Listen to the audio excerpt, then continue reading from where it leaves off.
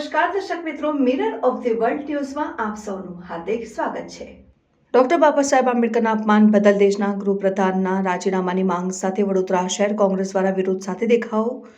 દેશના ગૃહમંત્રી અમિત શાહ દ્વારા ભારત દેશના બંધારણના ઘડવૈયા ડોક્ટર બાબા સાહેબ આંબેડકરના અપમાન કરાયું હોવાના આક્ષેપો સાથે વડોદરા શહેર કોંગ્રેસ દ્વારા બેનરો પોસ્ટરો સાથે દેશના ગૃહપ્રધાન અમિત શાહના રાજીનામાની માંગણી સાથે શહેરના બકરાવાડી સ્થિત જયરત્ન બિલ્ડિંગ પાસે આવેલી ડોક્ટર બાબા સાહેબ આંબેડકરની પ્રતિમા પાસે સૂત્રોચ્ચાર સાથે દેખાવ કર્યા હતા। સાથે જ દેશના ગૃહપ્રધાન સામે પોલીસ ફરિયાદ કરવાનું નક્કી કર્યું હતું। કાર્યક્રમમાં વડોદરા શહેર કોંગ્રેસ પ્રમુખ ઋત્વિજ જોશી, વિરોધ પક્ષના નેતા ચંદ્રકાંત શ્રીવાસ્તવ, કોંગ્રેસના કાઉન્સિલરો, પદાધિકારીઓ અને કાર્યકરો ઉપસ્થિત રહ્યા હતા।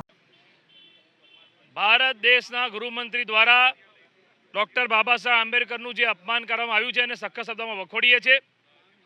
બંધારણના ઘડવૈયા ડોક્ટર બાબા સાહેબ આંબેડકરનું અપમાન એટલે ભારત દેશનું અપમાન છે અને જે બંધારણે સમાન તક અને સમાન દરજ્જો આપ્યો, બોલવાની સ્વતંત્રતા આપી, અભિવ્યક્તિની આઝાદી આપી અને આ દેશમાં આપણે જે અમૃત મહોત્સવ ઉજવી રહ્યા છે, પણ એ પહેલાં આ દેશમાં મહાત્મા ગાંધીના નેતૃત્વમાં સરદાર વલ્લભભાઈ પટેલ હોય, પંડિત જવાહરલાલ નહેરુ હોય, મૌલાના આઝાદ હોય, એવા નામી અનામી નેતાઓએ જ્યારે બલિદાન આપ્યું, ત્યાગ આપ્યો, કુરબાની આપી, ત્યારે દેશ આઝાદ થયો।